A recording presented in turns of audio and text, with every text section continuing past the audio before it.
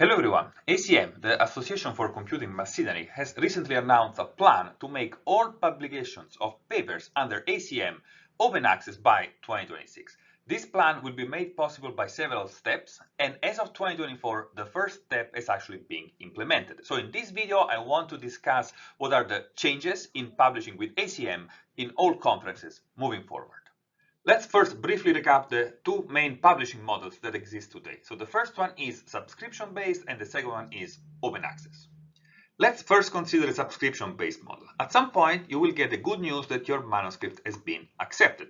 So you work and you prepare the camera-ready version that is ready for publication.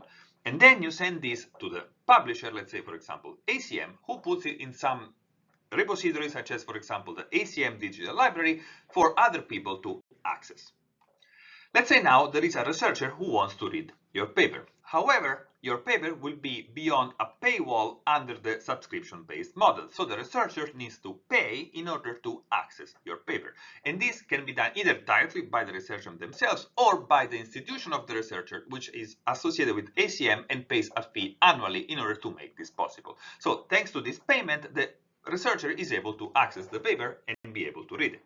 Let's now look briefly at the open access model. Again, you get your paper accepted, you work on the camera ready, and then when you send it to the publisher, you actually send the manuscript and a payment. And this payment can be significant. So for example, for a paper that we recently published open access, we paid about $2,000 in order to make it open access.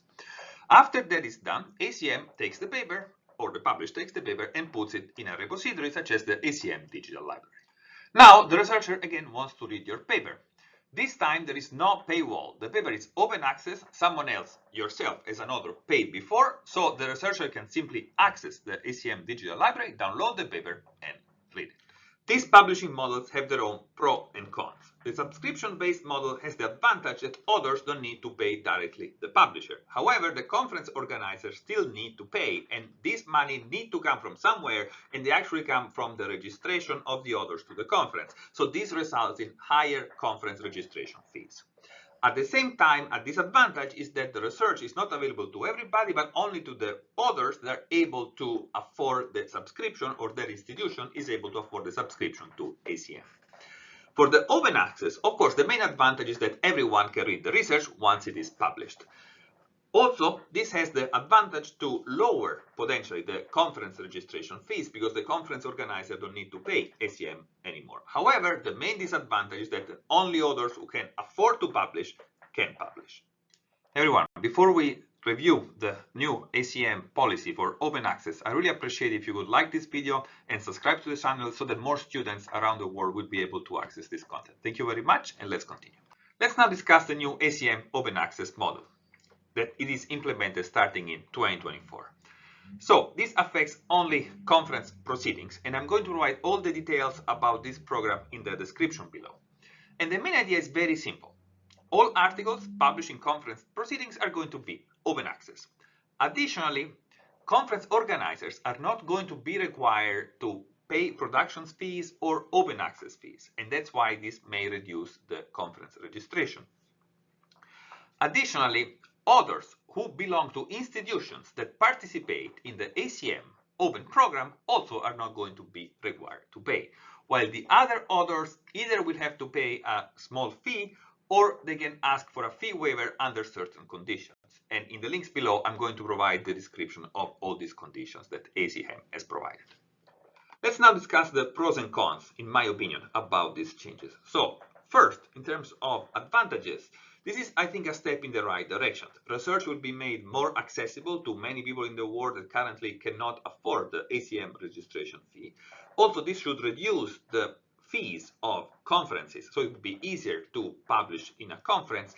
And also, from the look of the list of institutions participating in the ACM Open program, this covers many institutions already around the globe.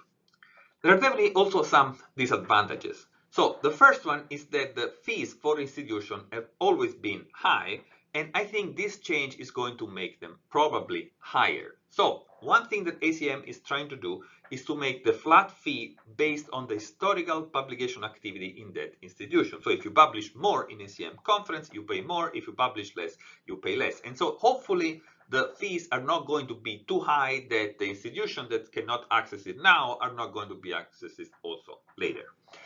However, the fees for non-ACM institutions, so the institutions that do not participate in the ACM Open Access Program, are quite high. So those ranges between $350 to up to $1,000 per paper. And interestingly, the highest amount, the $1,000, is paid by those authors that actually are ACM members but belong to institutions that do not belong to the ACM Open Program. Additionally, publishing in a conference already has very high costs. There is the registration cost, but it's also the traveling cost, the cost of lodging, all the travel expenses associated to it. So this may help a little bit, but still publishing in a conference is something that is, I would say, almost restricted to only those institutions that have enough money to send their faculty or students to present at those conferences. Finally, the organizers and TPC members of conference are not paid, so they make no money. This is just voluntary work that people do. So the high cost of publishing in this conference are not really well justified, because basically what ACM is doing is just providing access to the papers, but with the cloud computing facilities that we have today, this type of service should not cost too much. I hope you found this video useful and interesting, and please let me know your opinions in the comment below. Thank you very much. Bye.